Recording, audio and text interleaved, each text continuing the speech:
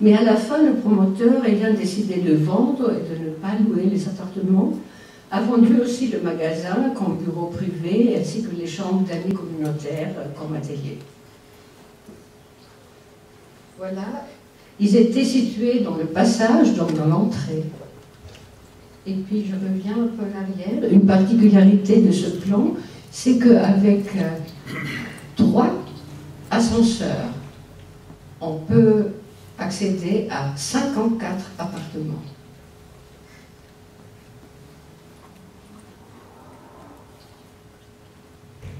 Les espaces extérieurs sont soigneusement différenciés en espaces privatifs, semi-privés et collectifs. Cette graduation et différenciation contribue au bien-être des habitants, en particulier à la privauté au rez-de-chaussée. Donc, ça, c'était conçu comme des espaces semi-privés, et ils sont encore semi-privés.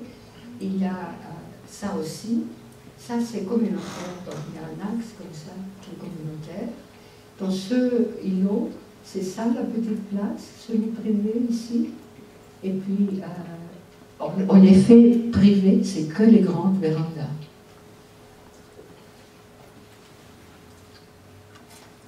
Mais restons conscients que le principe de cette gradation entre privé, semi-privé et collectif est coûteux.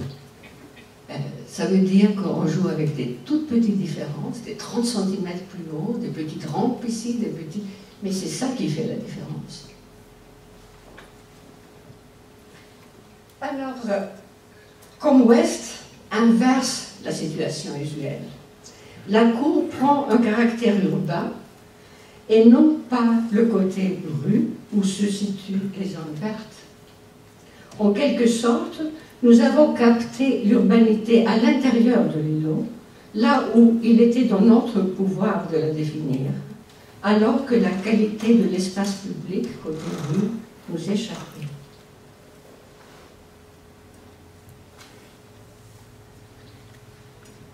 Quelques mots sur la transposition du règlement. Le plan de quartier s'étend sur une surface d'environ 340 000 m² et prévoit un indice d'utilisation de 1,2 sur l'ensemble du périmètre. Dans le cadre des 110 000 m² de surface brute autorisée, seront réalisées au total 800 à 1000 habitations pour environ 2600 habitants. Il s'agit d'une extension considérable pour une ville de 130 000 habitants comme Berne. Brunnen devient partie intégrante de Bümplitzhollenack à Bethlehem, un quartier de 30 000 habitants en soi. C'est un développement de plus de 20 projets qui engagent plusieurs acteurs différents et correspond à un investissement de plus de 1 milliard de francs. Le service d'urbanisme vante comme qualité du nouveau quartier de Brunnen la combinaison de vie urbaine et rurale. Cette ambiguïté est perceptible dans le règlement ainsi que dans sa transposition. Le résultat est plutôt de caractère suburbain, malgré qu'il s'insère à la 3e phase de l'urbanisme du XXe siècle, selon la classification de André Corbeau, la phase urbanisme dans la ville, et non pas la 4e phase, celle du territoire urbanisé, où l'opposition ville-campagne n'a plus de sens. L'urbanité qui en résulte à Brunnen est, à mon avis, hybride, ni ville, ni banlieue.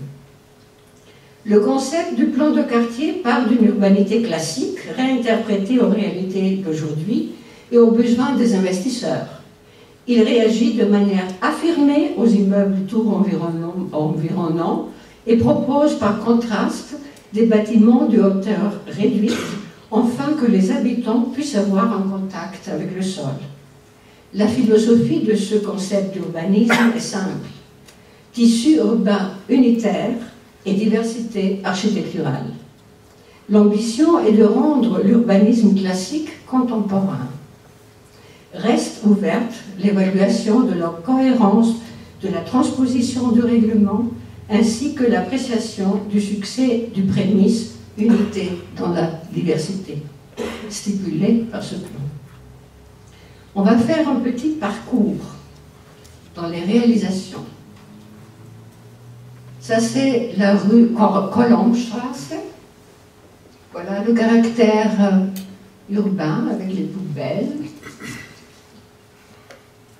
qui prennent une grande partie. Ce îlot n'est pas encore construit. Je vais d'abord montrer quelques routes. Voilà ce qui en résulte comme qualité d'habitat au rez-de-chaussée, côté route.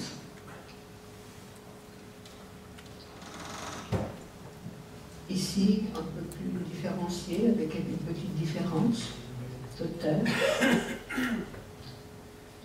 Une autre route, voilà comment sont les bureaux. Ça, il s'agit de bureaux dans ce cas ici, exceptionnellement.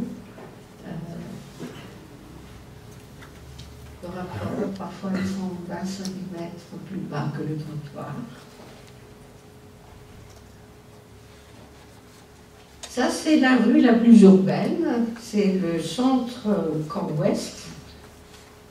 De ce côté, ici, un lotissement qui, au rez-de-chaussée, sur cette route, au rez-de-chaussée, il y a des activités.